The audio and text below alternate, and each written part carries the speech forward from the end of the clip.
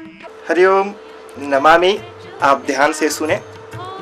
शास्त्रों में ऐसा आया है कि गर्भाधान संस्कार जिस समय स्त्री को मासिक धर्म प्रारंभ होता है उससे चौथी रात से लेकर के 16वीं रात तक करना चाहिए।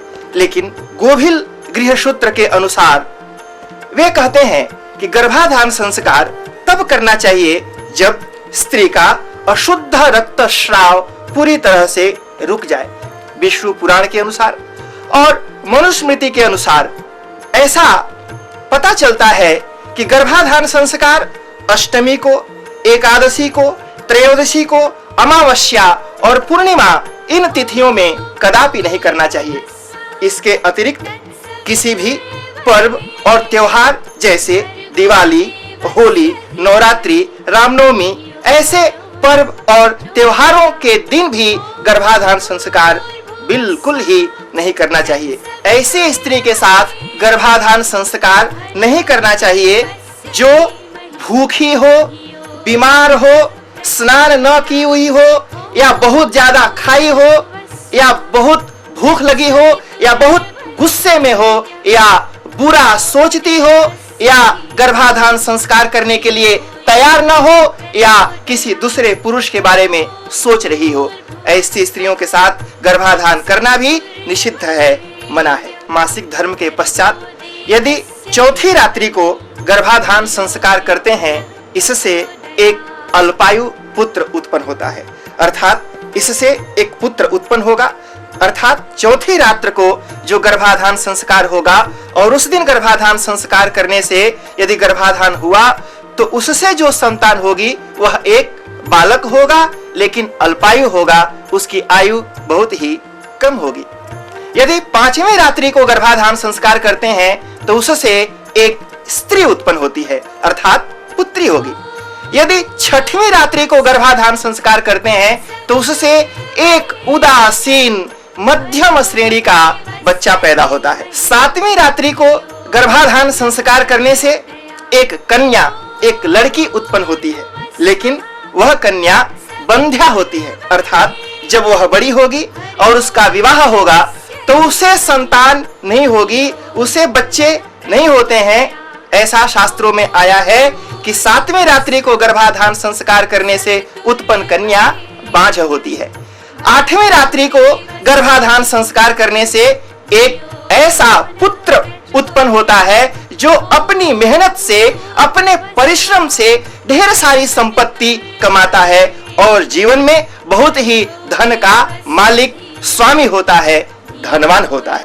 नौवीं रात को गर्भाधान संस्कार करने से शुभ स्त्री उत्पन्न होती है, अर्थात नौवीं रात्रि को गर्भाधान संस्कार करने से जो कन्या होगी वो शुभ गुण वाली, अच्छी गुण वाली, धर्म प्रवृत्ति की, धर्म की आचरण करने वाली होती है।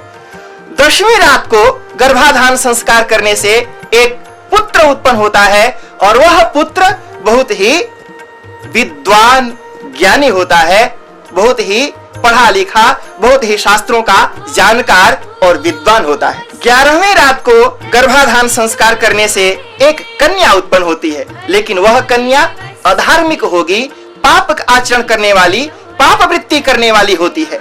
यदि 12वीं रात को गर्भाधान संस्कार करते हैं तो उससे एक पुत्र उत्पन्न होता है, वह श्रेष्ठ पुरुष होता है, अर्थात दुनिया में लोग उसे उसके गुणों के वजह से जानते हैं। वह श्रेष्ठ पुरुष पूरे समाज में प्रसिद्ध होता है, समाज में प्रतिष्ठा प्राप्त करता है, उसके श्रेष्ठ गुणों के वजह से, उसकी क्वालिटीज की वजह से सारी दुनिया उसे जानती है। यदि 13वीं रात को गर्भाधान संस्कार होता है तो उससे स्त्री उत्पन्न होती है, कन्या उत्पन्न होती है और वह कन्या व्यभिचारिणी होती है। ध्यान रखिए, शास्त्रों में ऐसा बताया है कि 13वीं रात को गर्भाधान संस्कार करने से ही शूर्पणखा और पूतना जैसी बेटियां उत्पन्न होती हैं। इसलिए भूल करके भी ऐसी रात्रियों में गर्भाधान संस्कार नहीं करना चाहिए। 14वीं रात को गर्भाधान संस्कार करने से पुत्र उत्पन्न होता है और वह पुत्र बहुत ही बुद्धिमान, ज्ञानी, तेजस्वी, दृढ़ प्रतिज्ञ अर्थात अपने इरादे का पक्का होता है।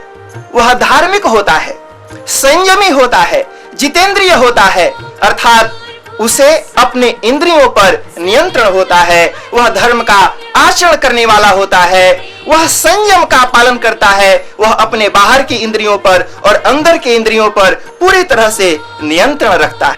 15वीं रात को गर्भाधान संस्कार करने से एक कन्या उत्पन्न होती है। वह कन्या पतिव्रता होगी, जिससे भी उसका विवाह होगा वह पति के प्रति वफादार होगी, पतिव्रता होगी और वह अनेक बच्चों की मां बनती है, अर्थात उसे अनेक बच्चे होते हैं। 16वीं रात जो गर्भाधान संस्कार करने की अंतिम रात्रि है, 16वीं रात को गर्भाधान संस्कार करने से एक बहुत ही अच्छा, तेजस्वी, श्रेष्ठ राम, कृष्ण, अर्जुन, श्रवण कुमार जैसा पुत्र उत्पन्न होता है। अर्थात जो लोग इस प्रकार के पुत्रों की कामना करते हो उन्हें इसी रात में अच्छा मुहूर्त देख करके किसी विद्वान गुरु आचार्य से संपर्क और परामर्श लेकर के इसी रात को गर्भाधान संस्कार करना चाहिए। आइए कुछ और भी विचार करते हैं।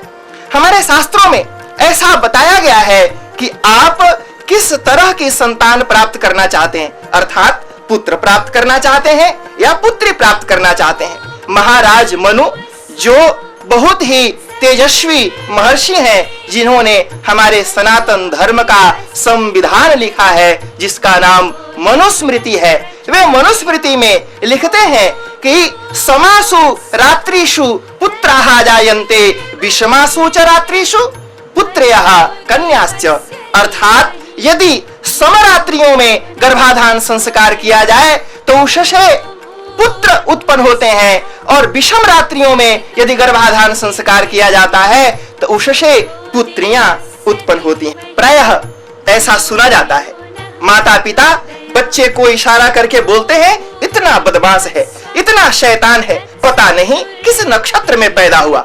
ध्यान रखें, बच्चे को दोष देना तो आसान है, अपने आप को दोष नहीं देते, पता नहीं किस नक्षत्र में गर्भाधान संस्कार किया।